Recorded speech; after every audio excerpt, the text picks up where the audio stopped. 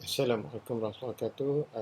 Saya Azlan Ishak, nama mekanik 266527. Bersama kumpulan saya akan membentangkan hasil kerja, hasil tugasan kumpulan kami. Okey, sebagai pengenalan, saya kenalkan. Uh, Okey, pengurusan sumber organisasi untuk mencapai matlamat dan objektif dirujuk sebagai pengurusan strategik yang menetapkan, mengkaji persekitaran persaingan, mengkaji organisasi dalaman, menyemak strategi dan memastikan pengurusan pelaksanaan rancangan di seluruh syarikat. Okey, proses penilaian pembangunan dan melaksanakan strategi untuk mengekal dan meningkatkan kelebihan daya saing dikenali sebagai pengurusan strategi. Kepimpinan diperlukan sepanjang fasa pelaksanaan untuk mewujudkan struktur organisasi yang betul, membangunkan budaya pengurusan, mengawal selia struktur organisasi yang betul, membangunkan budaya pengurusan, mengawal selia proses strategik dan memacu firma melalui tadbir dan korporat. Okey, pengurusan strategik menyokong kemampanan organisasi jangka masa panjang kerana ia adalah cara untuk menganjurkan masa depan berdasarkan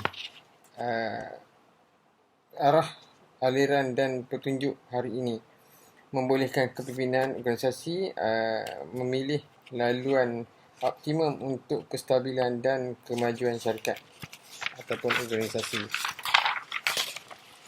Okey, strategi yang ditakrifkan dengan baik menyepadukan rancangan objektif, dasar tindakan dan komitmen dalam utama organisasi. Okey, bagi meneruskan topik seterusnya ataupun subtopik seterusnya adalah pengurusan strategi dalam agensi awam. Saya akan menyerahkan. Assalamualaikum. Nama saya Muhammad Badri bin Habibullah. Nombor metrik 266041. Saya akan menerangkan tentang pengurusan awam strategi dalam agensi awam. Keperluan sektor awam terhadap strategi dan pengurusan strategi tidak pernah menjadi lebih penting atau wajar berbanding beberapa tahun kebelakangan ini. Kekangan kewangan dan masyarakat yang semakin meningkat mendorong organisasi awam untuk memikirkan semula operasi mereka dan mengatur tindakan mereka mengikut objektif dan keutamaan yang jelas.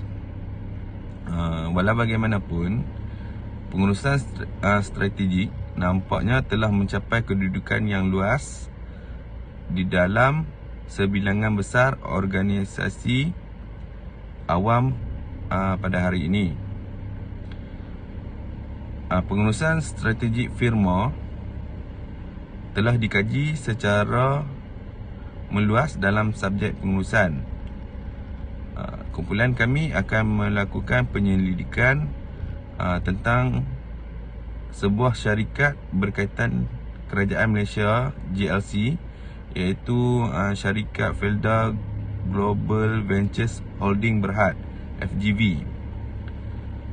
Pengurusan strategi yang digunakan di FGV telah menyelahkan perkaitan pengurusan strategi dalam usaha organisasi itu untuk kelebihan daya saing dalam sektor mereka.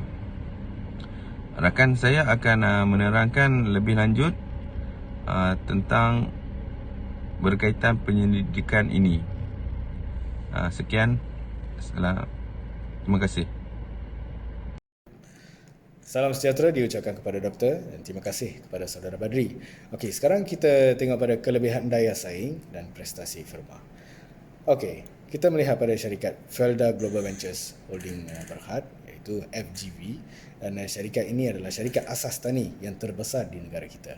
Dan syarikat ini juga memfokus pada tanaman termasuklah kelapa sawit, getah, minyak dan lemak, oleokimia, gula dan logistik. Dan syarikat ini mempunyai 49 anak syarikat ataupun joint venture ya, dengan termasuklah dengan 10 negara termasuk Amerika Syarikat, China, Kanada, Turki, Afrika Selatan dan Australia. Dan syarikat ini menggaji hampir 19,000 orang, iaitu 20% daripada itu adalah pendudukan kecil. Dan kekuatan syarikat ini merupakan bakat dan juga sumber yang digunakan oleh syarikat untuk mencipta dan mengembangkan dan mengekalkan kelebihan daya saing dalam pasaran. Okey, macam mana syarikat ini boleh menjadi syarikat yang cukup besar dan juga daya saing dia adalah amat tinggi? Sebab syarikat ini mempunyai joint venture dengan Amerika Syarikat, di mana ekonomi Amerika Syarikat ini bukan mudah untuk jatuh jurnam, dan juga ekonomi Amerika Syarikat adalah paling cepat yang meningkat berbanding dengan negara-negara lain. Jadi itu merupakan strategi untuk syarikat ini untuk mengekalkan daya saing di pasaran. Itu adalah amat dipujikan. Terima kasih. Terima kasih diucapkan kepada sahabat saya. Nama saya Muhammad Syafiq bin Asli, matric number 266080. Okay, saya akan menyimpulkan tentang perbincangan sahabat-sahabat saya seperti di atas lah. Okay, kesimpulannya, cara yang paling menjanjikan untuk membina teori pengurusan strategi awam yang realistik dan kukuh adalah dengan menganalisis amalan strategi sebenar dalam organisasi awam.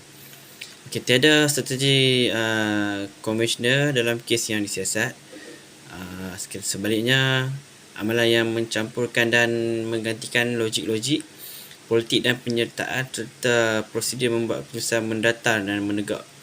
Okay, tingkah laku yang diperhatikan menunjukkan bahawa pendekatan sebagai proses yang teratur menghadapi pelbagai kekangan dan cabaran yang wujud dalam budaya dan teknik operasi organisasi awam. Okey, batasan kajian empirical boleh dikaitkan dengan masa dan sumber yang diperlukan untuk membangunkan kerjasama di kalangan beberapa pemain dengan pelbagai perspektif dan minat. Okey, potensi bukan sahaja mengekalkan dan menginstitusikan pengurusan seperti ini, tetapi juga mengekalkan penglibatan banyak pihak yang berkepentingan. Kemudiannya dibangkitkan satu pilihan seperti yang digesar oleh Poyster pada tahun 2010, mungkin untuk mengaitkan pengurusan strategik kepada pengurusan dengan prestasi yang kini ada banyak dalam organisasi awam. Walau bagaimanapun, pelaksanaan jenis pengurusan ini juga mesti menghadapi halangan budaya dan rutin organisasi yang sukar diatasi, seperti pembahagian atau kelaziman logik hierarki yang cenderung bertentangan dengan logik kolaboratif. Okey, sekian. Terima kasih.